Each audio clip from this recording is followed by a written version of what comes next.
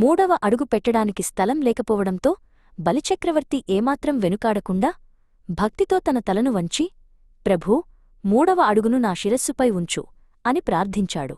అతని త్యాగానికి, మాట నిలబెట్టుకున్న తీరుకు ప్రసన్నుడైన విష్ణువు తన పాదాన్ని బలితలపై ఉంచి అతన్ని పాతాళలోకానికి పంపాడు. పాతాళలోకంలో మహావిష్ణువు తన నిజరూపంలో బలికి దర్శనమిచ్చాడు. అతని నిస్వార్థ భక్తికి మెచ్చి, బలీ, నీ దానశీలత నన్ను జయించింది. నేను నీకు పాతాళలోకానికి రాజుగా వరమిస్తున్నాను. అంతేకాక నేనే నీకు ద్వారపాలకుడిగా ఉంటాను అని వరమిచ్చాడు. సంవత్సరానికి ఒకసారి తన ప్రజలను చూసుకోవడానికి భూలోకానికి వచ్చే వరాన్ని కూడా ప్రసాదించాడు.